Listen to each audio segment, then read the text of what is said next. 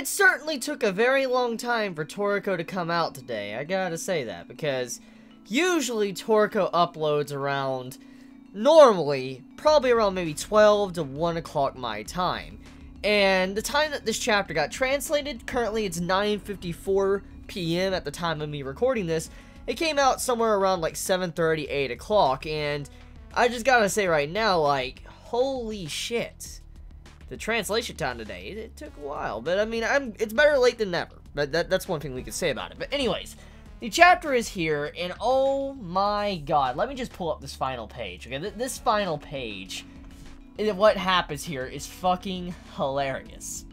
So, after Toriko is getting tortured for an entire month, 1 second has passed in the real world, and Toriko is literally being tortured by Neo, for, you know, Toriko could, you know, express fear, and, you know, like he's gonna give up and scream, and then Neo's gonna eat him, because you know how Neo wants to eat, you know, people. He wants to eat them when they scream or they feel fear. And Toriko has been kind of getting tortured for an entire month, and he's slowly looking like he's breaking down. And then after all this is said and done, after, you know, Neo is trying to mess with Toriko, kind of get in his head a little bit and all that, and make fun of him, Toriko just, you know, gets up, and he's like, you know what, I finally realized, Neo. He's like, I want to make you my fucking meat dish on my full course. And what I find so damn funny about this is, like, for an entire, this is what he says. This is actually what Toriko says. He says, for an entire month. And then you have it toward the red demon inside of Toriko. He's like, wait, Toriko, just hold it, bro. Just don't go where you're about to go. And then Toriko's like, the one that's been doing the sizing up was me. And then the next page goes in, you see Toriko just fucking bite Acacia, this big pimple-ass fucking mutated tumor monster. And he fucking bites his damn pimples off. And then you have it to where the red demon's like, seriously, man? And then the blue demon's sitting there in the back, like, laughing his ass off. He's like, he ate him! And he's just sitting there laughing and shit and smiling. That right there makes me fucking laugh so damn hard. Because, I mean, look, the red demon, we know he's weaker than blue. And we know the third one's stronger than them. But still, just seeing how the logical one here, fucking red demon's like, seriously, man, just don't. I don't want that fucking pimple-ass tumor monster in my damn mouth. I just don't want that shit. I don't want to taste that shit. I don't want that in my, you know, DNA. I don't want any of that shit near me. And when he's like, seriously, man, and then the blue demon's just laughing his ass off. It was definitely one of the best moments of the chapter. I gotta say, hands down, one of the fucking best moments of the chapter. Yeah, easy best moments. So, apparently the final villain of Toriko is the main meat dish for Toriko. That's pretty funny. That's pretty fucking funny. So, anyways, let's get on into some other topics. So, at the beginning of the chapter, we get a pretty damn good reveal on the Dragon King. And, oh my god.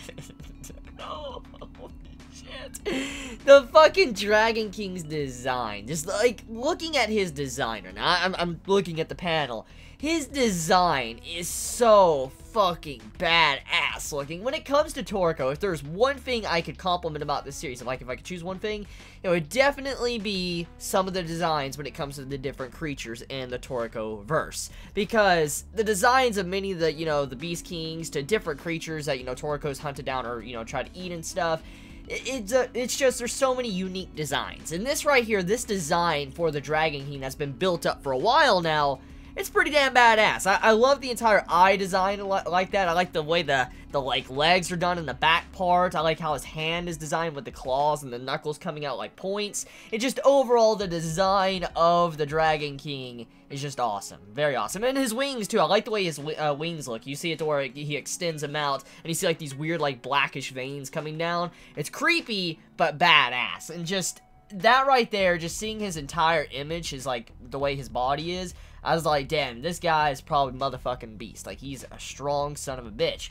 But here's the other thing, too. If we take a moment to look at the Dragon King, he has a bunch of scars all over him. I mean, look at this picture right here when, you know, he flies past him. You see scars on his legs, the side of his stomach, up near his head, his arms. You see it all over his body. So, this dragon, this creature, has experienced a lot of battles, a lot of fights for a very, very long time. It is not something that is relatively young. It's a very old old creature, because, I mean, when you see these battle scars and stuff, it's definitely been through a lot of shit, and probably has a lot of experience, and when you see that, it just kind of lets you know that this creature is unbelievably strong.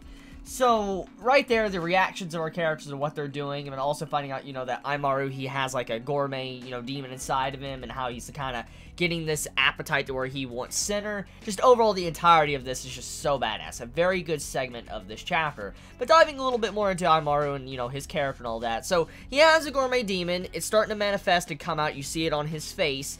And you have it to where we get a little bit more information about what's going on with, you know, the different areas, the different islands and continents of Toriko's verse. Apparently, one time ago, or a long time ago, all the continents were one, and it was Pangea. And I really love that acronym. I really fucking love it. That right there was amazing. I love how we found out that all of the food course, like Cassius food course, like air, another, you know, news, God, all that, all these different ingredients, they all actually spell out the acronym Pangea. In that, I was like, bro, that's some badass build-up right here. That's been in front of our face the entire time.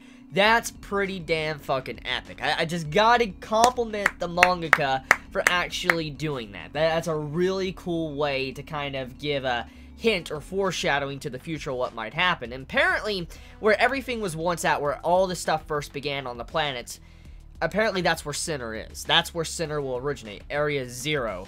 So that's exactly where, you know, Immaru is actually currently going. He's trying to get to Sinner. So apparently Sinner is a lot better than God.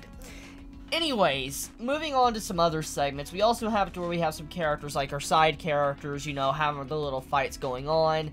And to be honest here, with how Toriko's been this year, I don't know if I should really care about this fight, you know, a lot. Like, hear me out. I'm not saying I dislike these characters. I like these characters, have a lot of fun with them, and they definitely have a lot of potential to be very important to the story. But with how Toriko has been this entire year, it has been very rushed. You can't even begin to deny that. You can't. If you're a real good Toriko fan and you really look at it, you know that there's been a lot of content that's been cut or rushed. And it's sad because it's obvious that Shonen Jump is probably rushing the mangaka, definitely. But I don't know if I should really take the time to really care about this segment because it might be rushed to the extent to where it doesn't really matter. If you get my point. It's not that I don't want to care. It's just I'm saying I feel like if I start caring about it, I'm going to get upset because it might get, you know, completely rushed and there might not be a lot of content on it and be like, fuck, that upsets me. I just don't want to be like that. I really don't. So, for the most part, overall, it's a very good content. It just, hopefully, it does lead to somewhere we get more development with these characters before the series eventually meets its end. Now, overall, the chapter was a pretty damn enjoyable chapter. I had a lot of fun reading it, and, I mean, a lot of build-up here and there for, you know, the upcoming events, especially the ending. Oh my god, can't wait to see what's going to happen there. But let me know your thoughts in the comments below. Love you all so much. Please be safe. Chibi out.